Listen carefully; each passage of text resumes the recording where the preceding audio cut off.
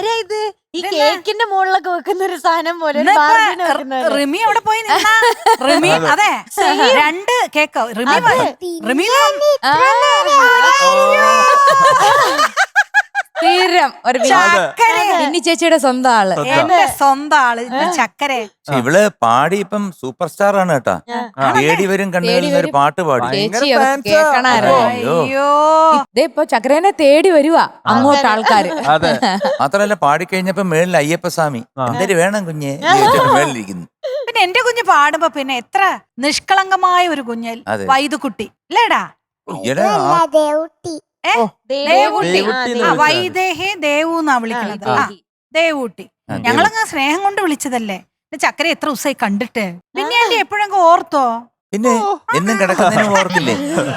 കിടക്കണേന് പിന്നെ എന്റെ കാത്തോണേ പ്രാർത്ഥിക്കോടാ. ഞങ്ങൾക്ക് എല്ലാവർക്കും പ്രാർത്ഥിക്കണേ. ഈ പിള്ളേര് പ്രാർത്ഥിച്ചാ ഭയങ്കര ഡയറക്റ്റ് ആയിട്ട് അങ്ങ് എത്തും കേട്ടോ. അണ്ണാ നിന്റെ ഉടുപ്പുണ്ടല്ലോ സൂപ്പർ കേട്ടോ. ആഹാ ഒരു പഞ്ഞിക്കെട്ട് പോലെ ഇരിക്കുന്നു, പിടിക്കാൻ തോന്നുന്നു. അതെ ഇങ്ങനെയല്ലേ കേക്കിന്റെ പുറത്ത് ശരിക്കും പറഞ്ഞ കേക്കിന്റെ പുറത്ത് വെക്കുന്ന വാങ്ങിച്ചതാണോ? പിന്നെ ഇതെന്റെ അമ്മയുടെ ചങ്ക് ഫ്രണ്ട് അമ്മയുടെ ഫ്രണ്ടിന്റെ പേര് ചങ്കെന്നാണ്. അല്ല, അമ്മേന്റെ ബെസ്റ്റ് ഫ്രണ്ട്. ഓ ബെസ്റ്റ്. പേരെന്താ? പേര് അത് പറഞ്ഞു. ആന്റിയും മധുമാന്റിയും. 2 ചങ്ക്. അപ്പൊ അവർക്കൊരു വലിയ ഹായ്.